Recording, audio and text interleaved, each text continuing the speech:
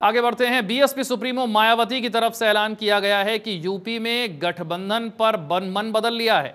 क्षेत्रीय दलों के साथ कभी गठबंधन नहीं करेंगे, बीजेपी और कांग्रेस से दूरी बरकरार रखेंगे। मायावती ने ऐलान किया है कि अब कोई गठबंधन नहीं होगा। हरियाणा में बीएसपी ने इंडियन नेशनल लोकदल आईएनएलडी के साथ गठबंधन किया था, लेकिन परिणाम कुछ खास रहा नहीं।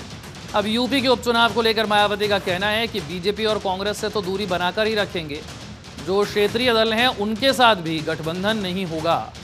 मायावती ने यह साफ ऐलान कर दिया है, यानी कि 10 सीटों पर जो विधानसभा उपचुनाव होने हैं उनमें पार्टी अकेले ही उतरेगी, ये तय माना जाए। जीत का फुल प्रूफ प्लान बना लिया गया है। बीएसपी अध्यक्ष की तरफ से ये कहा गया है कि अब कोई गठबंधन नहीं होगा, पार्टी अकेले ही लड़ेगी, ना तो किसी राष्ट्रीय दल के साथ, ना तो किसी क्षेत्रीय दल के साथ।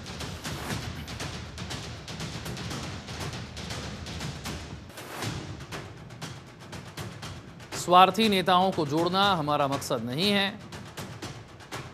बीएसपी चीफ मायावती का यह फैसला। गठबंधन को लेकर मन बदल लिया है। इनेलो के साथ गठबंधन करके पार्टी को कुछ खास हाथ लगा नहीं, और ऐसे में मायावती अब अकेले ही चुनाव में उतरेगी। पार्टी किसी के साथ भी गठबंधन नहीं करेगी।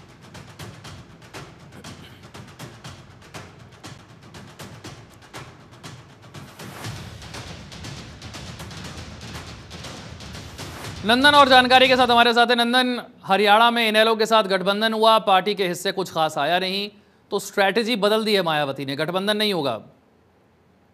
बिल्कुल विशाल, देखिए मायावती का साफ नजर आ रहा है, जो उनकी कार्यशैली है, जो उनका विचार है, वो साफ नजर आ रहा है कि किसी के साथ गठबंधन न करके इस बार का उपचुनाव लड़ने की तैयारी में है। और हालांकि पहले भी कई सारे उन्होंने कोशिश की, कई सारे जगह से गठबंधन किया, चाहे वो सपा की बात करें या कांग्रेस की बात, तो गठबंधन करके वो चुनाव लड़ी, लेकिन खाता उनके हाथ नहीं लगा। और इस बार भी वो विधानसभा चुनाव, उपचुनाव जो होने वाला उत्तर प्रदेश में, उसको लेकर उन्होंने साफ अपना जो मंशा, साफ मंशा जाहिर कर दी है कि किसी के साथ, चाहे वो एनडीए हो, कांग्रेस हो, इंडिया गठबंधन से दूरी पहले से बना रखी है, और अब क्षेत्रीय जो दल है उनसे भी दूरी बना रखी है। उन्होंने एक ट्वीट किया और कहा कि यूपी सहित दूसरे राज्यों के चुनाव में भी बीएसपी का वोट गठबंधन की पार्टी को ट्रांसफर हो जाने, किंतु उनका वोट बीएसपी को ट्रांसफर कराने की क्षमता उनमें नहीं होने के कारण अपेक्षित चुनाव परिणाम नहीं मिलने से पार्टी कैडर को निराशा, वो उससे होने वाले मूवमेंट की हानि को बचाना जरूरी है। इस तरह के उन्होंने चार्ट एक्ट पे ट्वीट किया और अपनी बातों को रखा। उन्होंने जहां बताया कि देश की एकमात्र